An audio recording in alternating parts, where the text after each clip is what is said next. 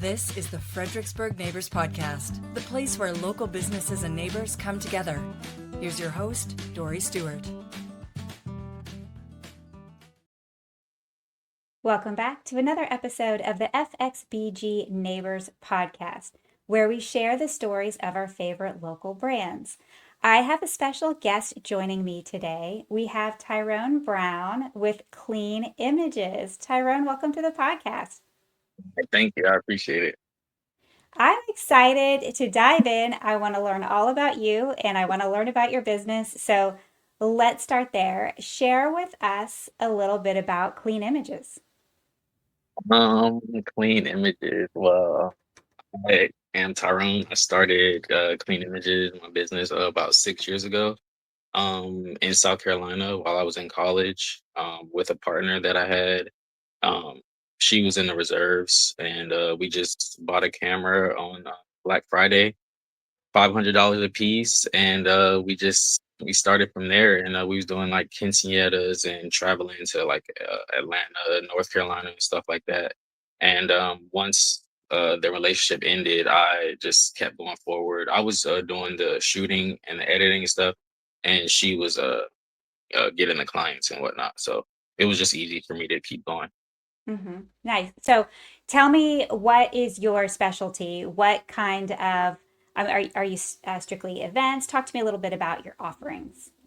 Well, I kind of do. I don't like to put myself in a box. Okay. I kind of do like personalized portraits, but I also currently work for the visiting center here in Fredericksburg, which I do events. I just did the treats on the street and the art attack and stuff like that. So I kind of do a little bit of both. Nice. Nice. And is it all still images or any video or combination? Tell me about that. Um, I have the capability, obviously, but I my passion is strictly with photography. Mhm. I have a YouTube channel where I interview artists and creatives and stuff like that, where I do interview. But for my Instagram, for my clean images, it's just strictly photography. Very cool. And so have you already always had kind of an artistic eye? What kind of drew you to that Black Friday moment of buying the camera?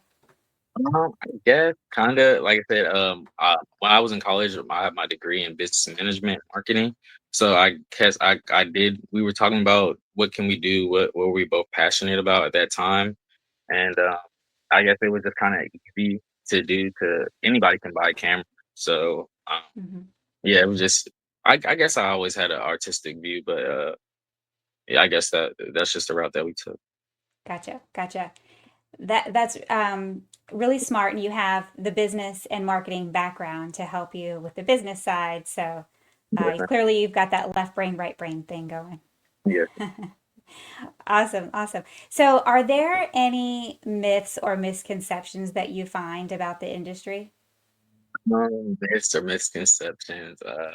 One of them I can think of is like people think you have to have like expensive gear or a whole bunch of gear or the newest latest stuff. I recently just bought my second camera in February of this month, and like I said, prior to that, I started in 2019, so I had camera that entire time, and I've shot Olympic medalists, a whole bunch of businesses, and just things like that with that one camera. So I think that's a misconception that people have. You have to have the newest and all the highest quality stuff, and that's just Hmm. with me anyway. Yeah, yeah. So, if someone came to you and said, "Hey, I love what you're doing, and I'd love to get into this and start my own photography business," what advice would you give them? Um, I would say just do it, start it, and go from there. But social media definitely is it can be a hindrance for sure. So I would just say kind of get a grip on that and just stay focused and just do it. People try to control everything and they want everything to be picture perfect and all this stuff. But I feel like the mistakes and the growth when people see that, well, for me personally, I like to see the growth and something where people weren't as good because the progression is that's beautiful to me. So everything doesn't have to be 100% correct. And you know what I'm saying? That's just my opinion. Yeah. You can learn it as you go, but also people rally around you and they see you growing and they want to see you succeed. So it's kind of fun to have, your loyal fan base kind of following you along and cheering you on as you grow and they can see that progression. It's kind of cool. I agree. So when you're not working hard and in your business, tell me, what are you doing for fun? For fun, I just recently moved to Fredericksburg maybe like a year ago, but Ah, I like going downtown. I like going to Benny's or getting a slice of pizza with a friend or going to Anita's. I like to go see a movie. I love Foodie. Downtown, the Foodie, the restaurant. I love that place. So, I just like to focus on self-care and self-love and those times when I'm not working I love that. It's so important. for And sure. so fun to, be new in town and explore all the new places. I love Yeah. it. What is something that you wish the listeners knew about Clean Images? Um, Something that they knew about me. What do you wish they knew?